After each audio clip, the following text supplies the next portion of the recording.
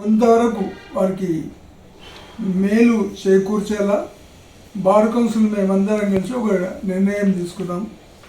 ఉన్న ఫండ్ను ఐటమ్స్ కింద డెత్ క్లెయిమ్ కానివ్వండి, రిటైర్మెంట్ బెనిఫిట్ కానివ్వండి, financial assistance and health reasons కానీ, లైబ్రరీ లోన్స్ కానీ పెంచాలని నిర్ణయం తీసుకొని మొన్న లాస్ట్ బార్ కౌన్సిల్ మీటింగ్లో పెంచాం. ఒకటేమంటే డెత్ క్లెయిమ్ అనేది ఈ టర్మ్ మొదట్లో 3 lakhs ఉన్నది. 3 lakhsను 4 చేశాము, 4 నుంచి 6 lakhs చేశాము. ఈసారి 6 to 10 lakhs చేశాము. ఎవరైనా చనిపోతే వారికి 10 lakhs వారు అర్హులు. చనిపోయినప్పుడు వాళ్ళ భార్య కానీ ఇంకా నామినీస్ అని ఉంటారు, వాళ్ళ తల్లిదండ్రులు ఎవరైనా నామినీ కింద అపాయింట్ చేయొచ్చు. భార్య ఉంటేనే భార్య అప్లై చేస్తుంది, లేకపోతే తల్లిదండ్రులు బ్రదర్స్ కూడా అప్లై చేయొచ్చు, వారికి వస్తుంది. ఇది ఎందుకంటే దీంట్లో ప్రత్యేకంగా మీ ద్వారా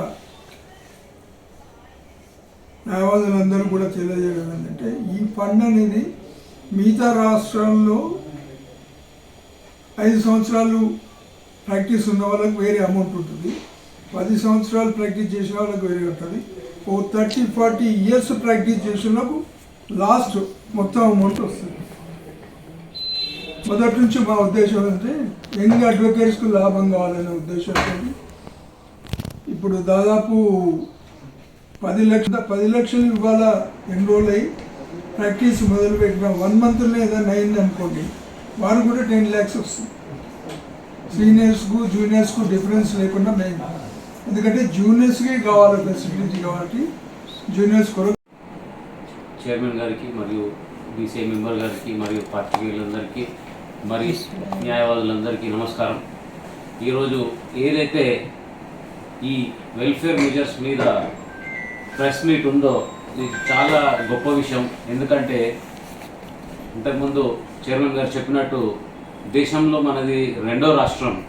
ఈరోజు 6 లక్షల నుంచి 10 లక్షలు చేయడం అనేది ఒక వినూత్నమైన రిస్క్ అని కూడా చెప్పొచ్చు. ఎందుకంటే ఒక 10 members కరోనా టైంలో చనిపోయినట్టు ఎక్కువ చనిపోతే 1 కోటి రూపాయలు వెళ్ళిపోతాయి. సో 1 కోటి రూపాయలు ఒక్కసారి రావాలంటే చాలా కష్టం. సో ఈ డిసిజన్ని బార్ కౌన్సిల్ మెంబర్స్ అందరూ చైర్మన్ గారిని ఒప్పించి చైర్మన్ గారు కూడా ముందుకు వచ్చి ఈ డిసిజన్ మనం తీసుకుందామని తీసుకున్నారు. చాలా గొప్ప విషయం ఇది.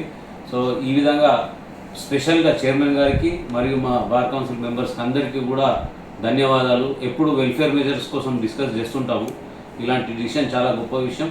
అన్నిటికంటే మాది ఒకటే విజ్ఞప్తి, మన సీఎం గారికి మాకు రావాల్సిన 60 కోట్ల ఏరియర్స్ ప్లస్ చైర్మన్ గారు లాస్ట్ ఇయర్ మమ్మల్ని కల్పించినప్పుడు మేము 100 కోట్లు మాకు ఒక్కసారి ఇప్పించేస్తే మా న్యాయవాదులకు ఇంకా ఏమి వెల్ఫేర్ సమస్యలు ఉండేని రిక్వెస్ట్ చేశాం.